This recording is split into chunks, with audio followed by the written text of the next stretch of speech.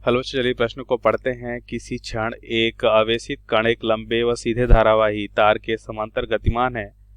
क्या इस पर कोई बल कार्य करता है? कण का मार्ग कैसा होगा? अब इस प्रश्न को समझने के लिए सबसे पहले हम प्रश्न की मुख्य अवधारणा को समझेंगे। तो सबसे पहले यहाँ पे हम देखते हैं मुख्य अवधारणा। मुख्य अवधारणा में हम क्या देखेंगे?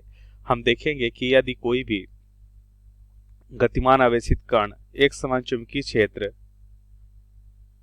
में गति करता है, मान लेते हैं ये Q एक आवेशित कण है जो v वेग से गति कर रहा है।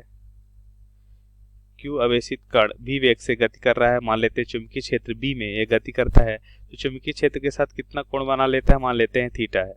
तो इस पे चुंबकीय बल कार्य करता है और चुंबकीय बल का मान क्या होता है? Q into V into B sine theta. Theta यहाँ पे V और B के बीच का कोण होता है। अब इसकी दिशा को अगर हम देखें तो इसकी दिशा को कैसे निकालते हैं? फ्लेमिंग के बाएं हाथ के नियम से निकालते हैं। तो फ्लेमिंग के बाएं हाथ के नियम से हम देखेंगे, फ्लेमिंग के बाएं हाथ के नियम से, बाएं हाथ के नियम, बाएं हाथ के नियम से हम देखेंगे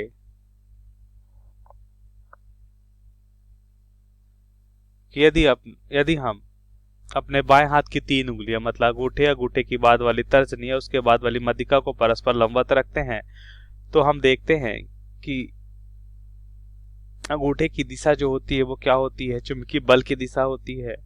तो यहाँ पे पहले तीनों उंगलियों को परस्पर लंबवत रखते हैं और तर्जनी को हम चुंबकीय क्षेत्र की दिशा में, तर्जनी उंगली को हम चुंबकीय क्षेत्र की दिशा में और मध्यिका को हम रखते हैं। अब देखिए यहाँ पे अगर हम क्या देखेंगे कि भी के 2 घटक हो सकते हैं, एक इस दिशा में और V1 और एक V2 इस दिशा में।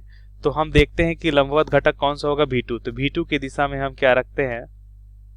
मध्यिका को रखते हैं, मतलब वेग की दिशा में। तो अंगूठे की दिशा हमें क्या मिल रही है? अंगूठे की दिशा इस तल के लंबवत अंदर की ओर मिल रही है। तो यह होता है चुंबकीय बल की दिशा। और यहाँ पे अगर हम देखें कि अगर तल के लंबवत अंदर की ओर अगर हमें चुंबकीय बल मिल रहा है तो हम क्या कह सकते हैं कि अगर वेग के लंबवत बल कार्य करता है तो वस्तु क्या होती है? वृत्तीय गति करने लगती है। मतलब ये कण कैसा होगा? वृत्तीय गति करने लगता है। अब हम दूसरा महत्वपूर्ण बिंदु देखते हैं। दूसरा महत्वपूर्ण बिंदु यह देखते हैं कि धारावाही चालक तार के कारण उसके चारों ओर चुंबकीय क्षेत्र उत्पन्न होता है। धारावाही चालक तार के कारण उसके चारों ओर चुंबकीय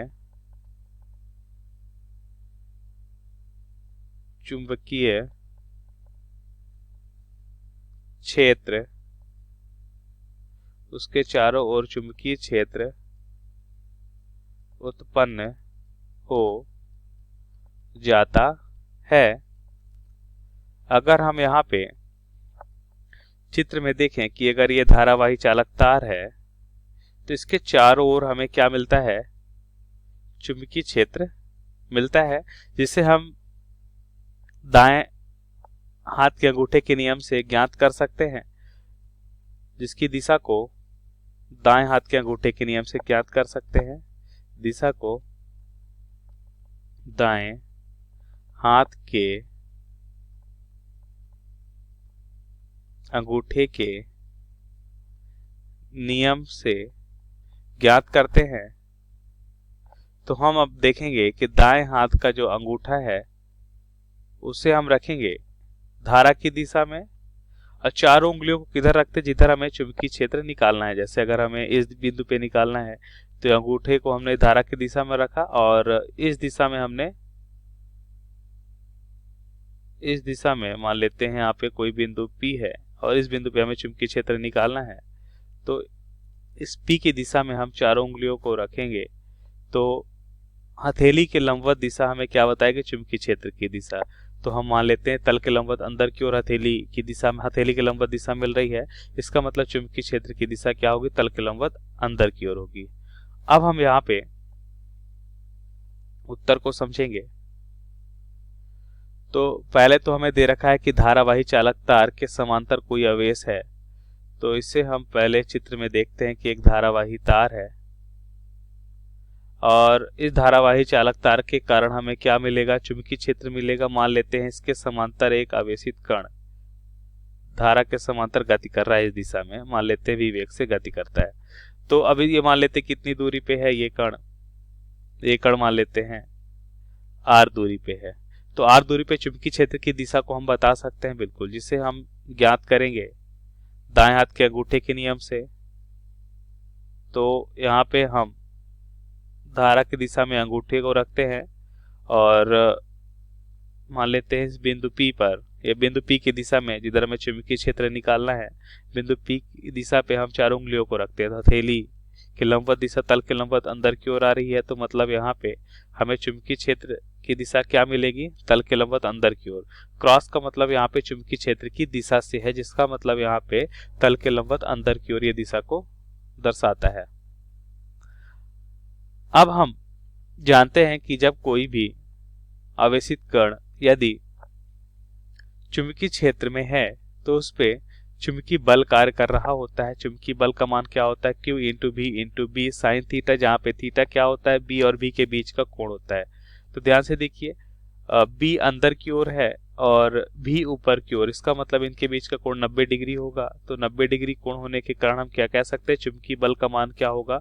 Q into B into sine 90। Sine 90 का मान क्या होता है? साइन 90 का मान होता है 1, इसलिए हम यहाँ पे लिखेंगे QVB, ये चुंबकीय बल हो जाएगा। अब दिशा को पहले समझ लेते हैं।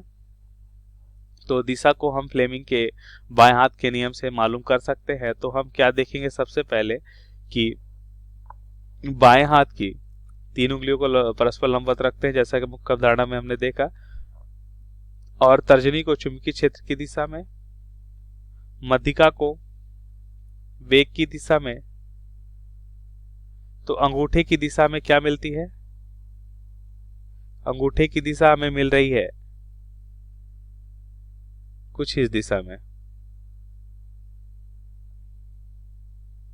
ये अंगूठे की दिशा हमें मिल रही है।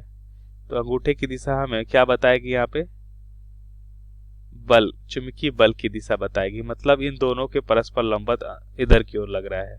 तो हो जाएगी अंगूठे की दिशा चुंबकीय बल की दिशा बताएगी। अब वेग के लंबवत है तो इस कारण से कण क्या होता है? वृत्तीय गति करने लगता है। तो कण का पथ कैसा होगा? कण का पथ